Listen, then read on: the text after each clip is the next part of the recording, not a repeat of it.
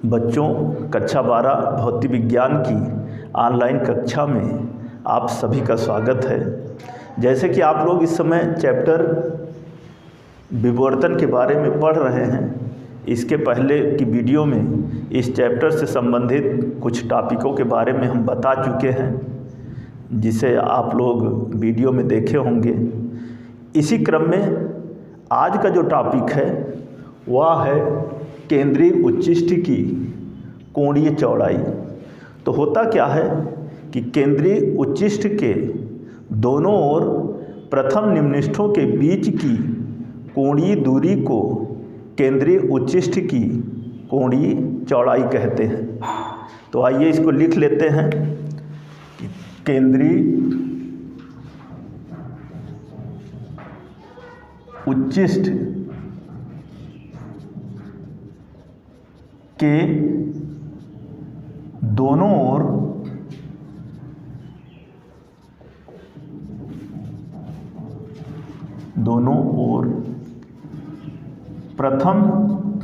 बीच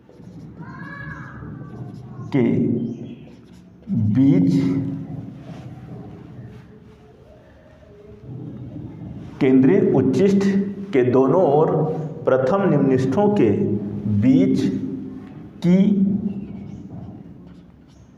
कोणीय दूरी को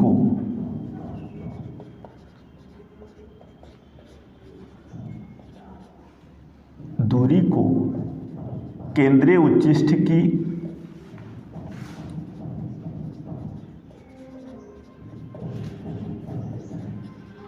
कोणीय चौड़ाई कहते हैं।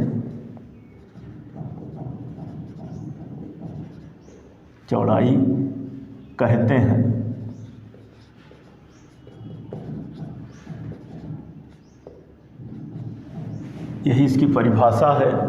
केंद्रीय उच्चिष्ट की कोणीय चौड़ाई केंद्रीय उच्चिष्ट के दोनों ओर प्रथम निम्निष्ठों के बीच की कोणीय दूरी को केंद्रीय उच्चिष्ट की कोणीय चौड़ाई कहते हैं। यदि विवर्तन कोण थीटा और तीव्रता आई हो तब इनके बीच वक्र चित्र के अनुसार होगा, जो कि हम आपके सामने बनाने चल रहे हैं। तब जो वक्र होगा वो इस प्रकार होगा।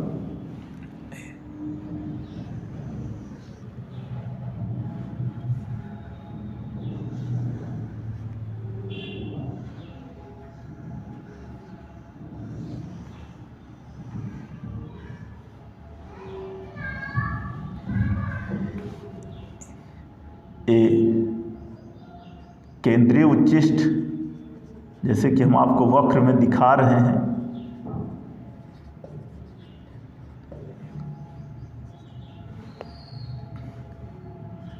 थीटा x अक्ष पर थीटा और y अक्ष पर तीव्रता I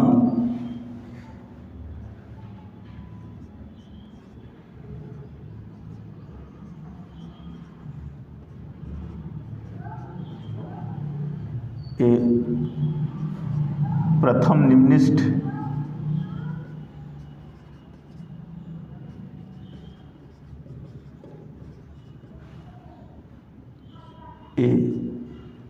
गौण उच्चिष्ट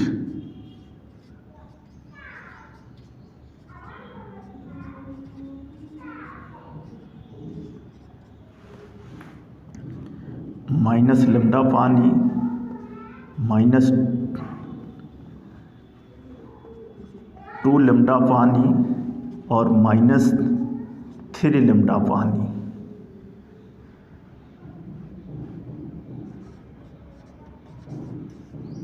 यही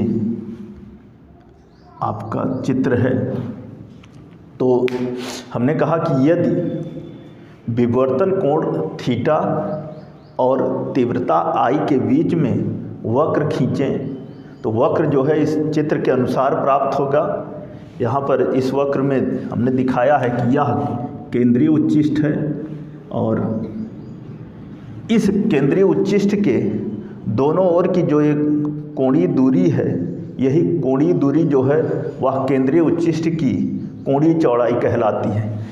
इस यह प्रथम निम्निष्ठ है और इसे जो है गौण उच्चिष्ट कहते हैं और यह जो है केंद्रीय उच्चिष्ट है। तो आगे यदि इसी में यदि विवर्तन कोण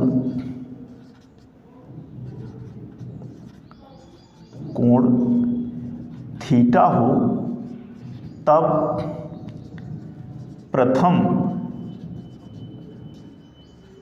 निम्निष्ठ की स्थिति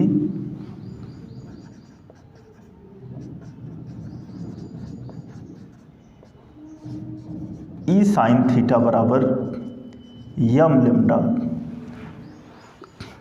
यदि विवर्तन कोण थीटा हो तब हम यहाँ पर कहेंगे निम्निष्ठ की स्थिति ई साइन थीटा बराबर निम्निष्ठ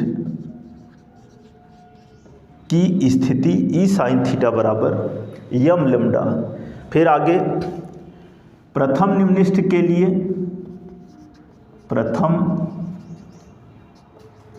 निम्निष्ठ के लिए क्या होगा, हो जाएगा ई साइन थीटा बराबर 1 इंटू लेम्डा। तो चूंकि प्रथम निम्निष्ठ के लिए यम बराबर 1, अतः लिख देंगे ई साइन थीटा बराबर 1 इंटू लेम्डा अथवा e sine theta equal to lambda. फिर आगे यदि थीटा अत्यंत सूक्ष्म हो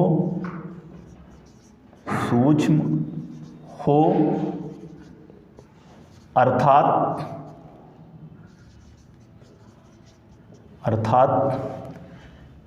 theta approximately equal to sine theta, तब क्या हो जाएगा, हो जाएगा ई थीटा बराबर लेम्डा अथवा theta equal to lambda upon e अथवा थीटा बराबर लेम्डा अपान ई। ये तो जो है किसी एक ओर की केंद्रीय उच्चिष्ट की कोणीय दूरी होगी। अब आगे कहेंगे अतः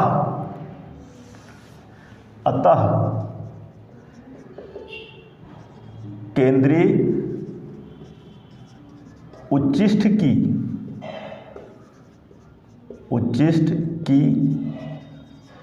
कुल कोणीय चौड़ाई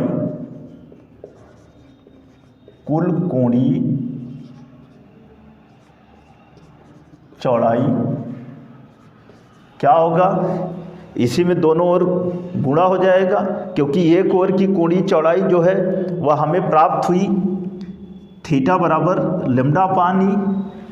तो अतः केंद्रीय उच्चिष्ट की कुल कोणीय चौड़ाई, तो एक ओर का तो ये हो गया, दूसरी ओर का भी इतना ही होगा, तो 2 से गुणा हो जाएगा।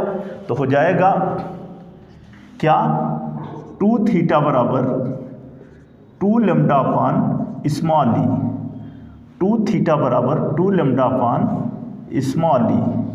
इसको हम मान लेते हैं समीकरण नंबर 1। तो यहाँ पर हमने कहा कि यदि विवर्तन कोण थीटा हो तब निम्निष्ठ की स्थिति ई साइन थीटा बराबर यम लेम्डा।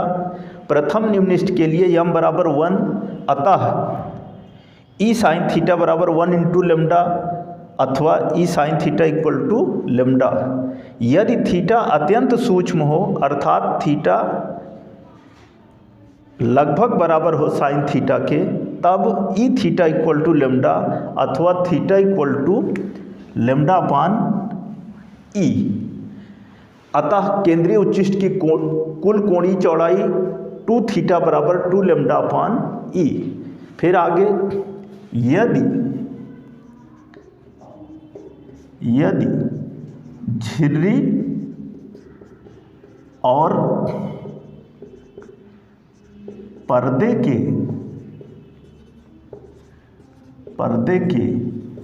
बीच की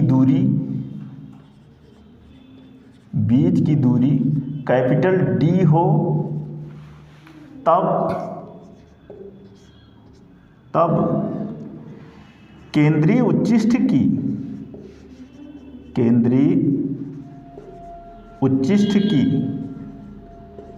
रैखिक चौड़ाई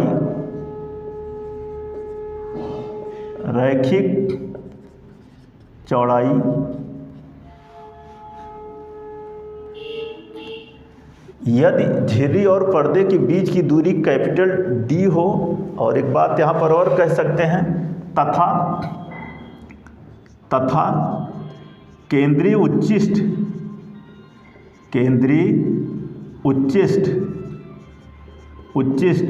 दोनों ओर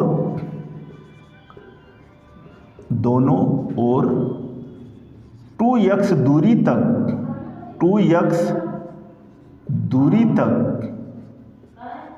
फैला हो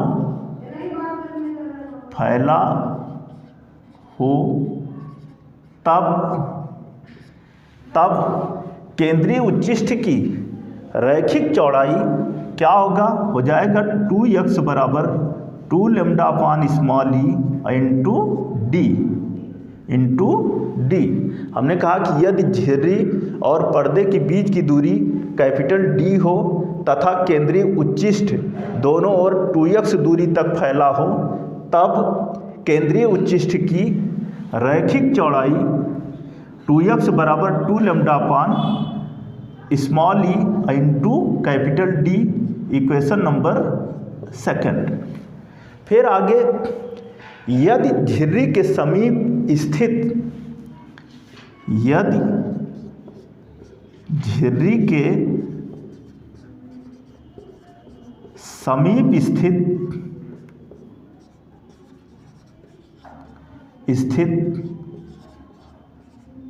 फोकसन लेंस की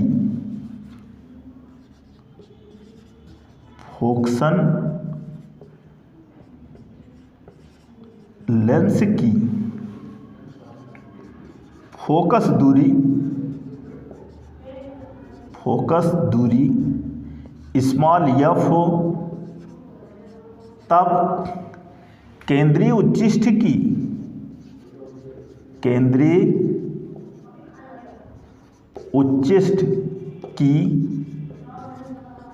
रैखिक चौड़ाई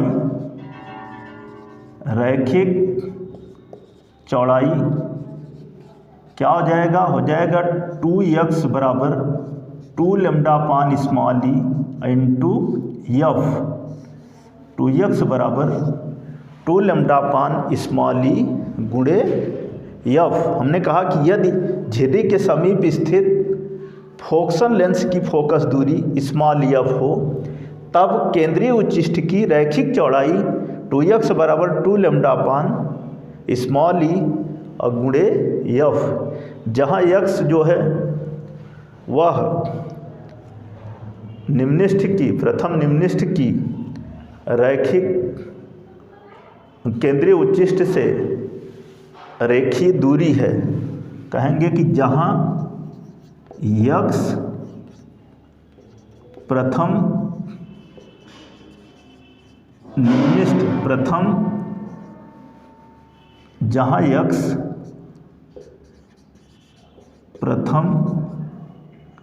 निम्निष्ठ की केंद्रीय उच्चिष्ट से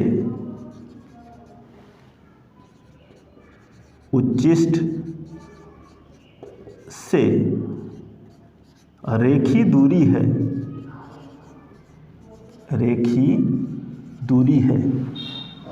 तो यही है केंद्रीय उच्चिष्ट की कोणीय चौड़ाई, जिसको कि हमने आपके सामने बताया है कि केंद्रीय उच्चिष्ट के दोनों ओर प्रथम निम्निष्ठों के बीच की कोणीय दूरी को ही केंद्रीय उच्चिष्ट की कोणीय चौड़ाई कहते हैं।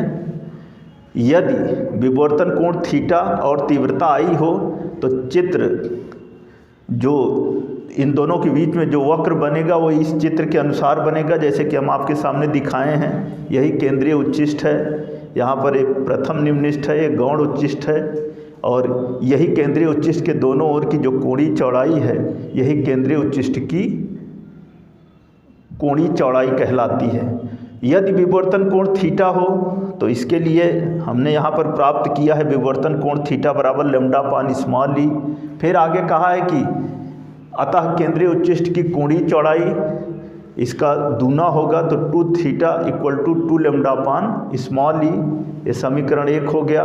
फिर आगे बताया कि यदि झिर्री और पर्दे के बीच की दूरी कैपिटल डी हो तथा केंद्रीय उच्चिष्ट दोनों ओर 2x दूरी तक फैला हो तब केंद्रीय उच्चिष्ट की रैखिक चौड़ाई क्या होगा, 2x equal to 2 lambda upon small e into D. ये हो गया समीकरण नंबर 2। फिर आगे आपको बताया कि यदि झिर्री के समीप स्थित फोकसन लेंस की फोकस दूरी स्मॉल एफ हो तब केंद्रीय उच्चिष्ट की रैखिक चौड़ाई 2x बराबर 2 lambda upon small e into F, जहाँ x प्रथम निम्निष्ठ की केंद्रीय उच्चिष्ट से रेखीय दूरी है। तो यही हुआ केंद्रीय उच्चिष्ट की कोणीय चौड़ाई का सूत्र और इसकी परिभाषा। अब आप अगला टॉपिक देखिए। इसी चैप्टर का जो अगला टॉपिक है वह है व्यतिकरण और विवर्तन में अंतर। व्यतिकरण क्या है, विवर्तन क्या है, आप व्यतिकरण भी पढ़े, विवर्तन भी पढ़े और इनमें आज अंतर बताना है। तो सबसे पहले इस टॉपिक को लिख लेते हैं कि व्यतिकरण और विवर्तन में अंतर। व्यतिकरण और विवर्तन में अंतर। तो एक कॉलम में हो गया व्यतिकरण और एक दूसरी तरफ हो गया विवर्तन।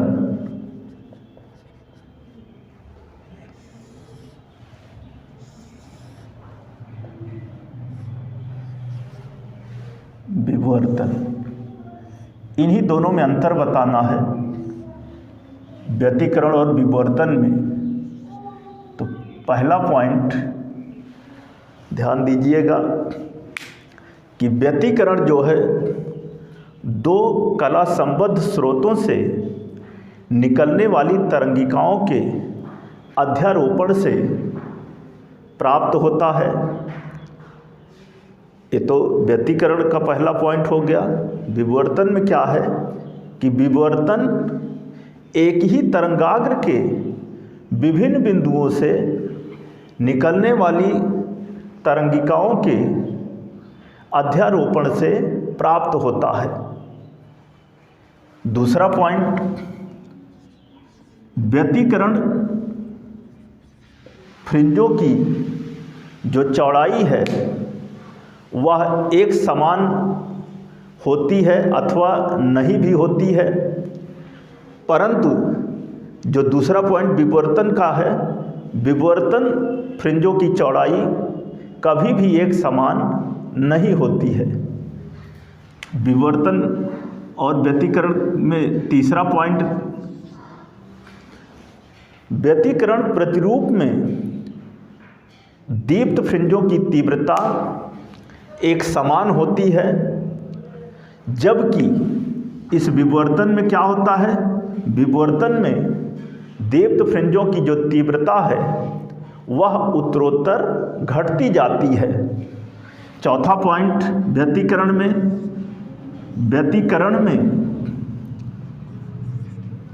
अदीप्त फ्रिंजों की तीव्रता बहुत कम अर्थात शून्य होती है, जबकि विवर्तन में क्या होता है, विवर्तन में निम्निष्ठों की तीव्रता कभी भी शून्य नहीं होती है।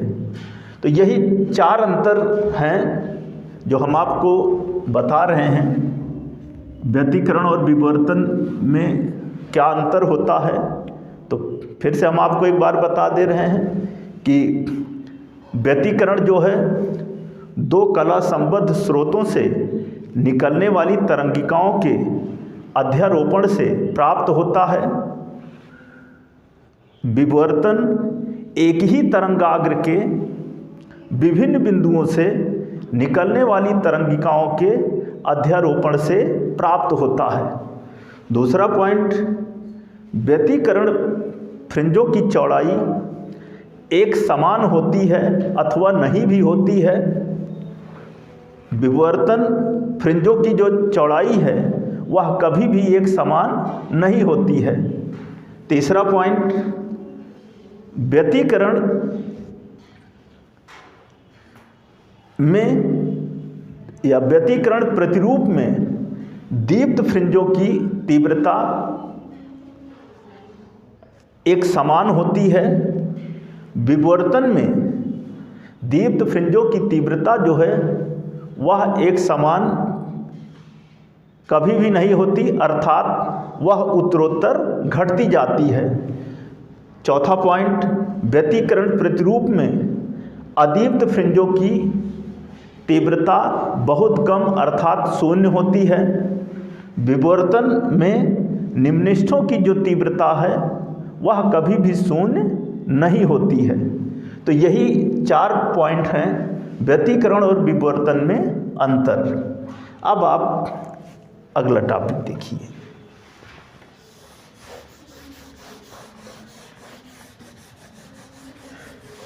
अगला जो टॉपिक है वह है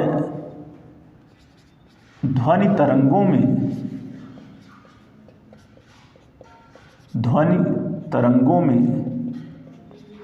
विवर्तन।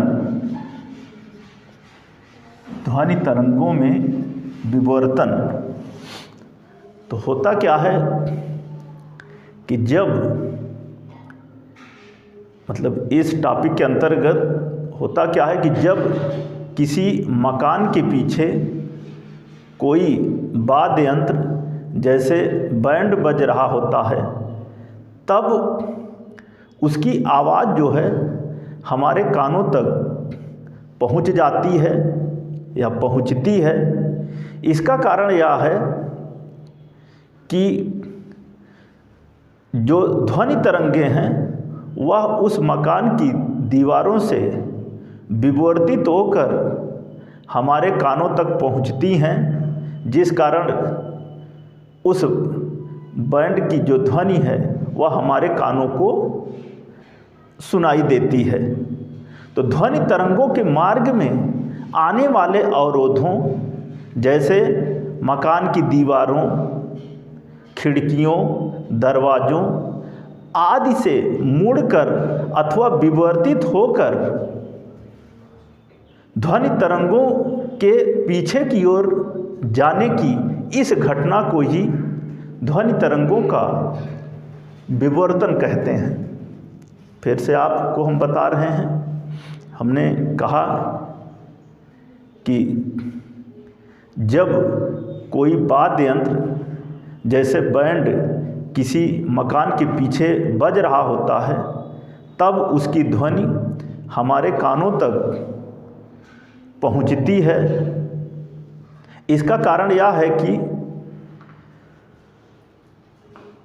बैंड से निकलने वाली ध्वनि तरंगें मकान की दीवारों से विवर्तित होकर हमारे कानों तक पहुंच जाती हैं, जिससे वह ध्वनि हमारे कानों को सुनाई देती है।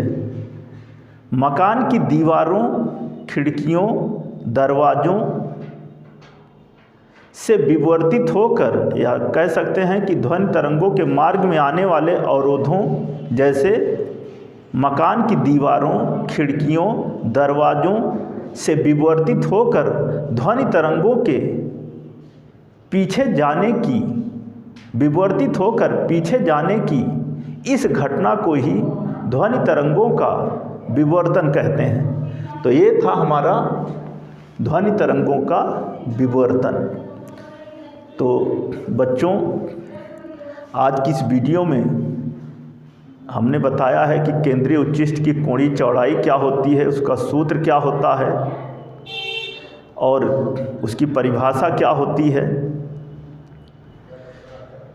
एक दूसरे टॉपिक व्यतिकरण और विवर्तन में अंतर क्या होता है इसके बारे में बताया, और अभी आज की इस वीडियो का जो अंतिम टॉपिक बताए हैं कि ध्वनि तरंगों में विवर्तन कैसे होता है।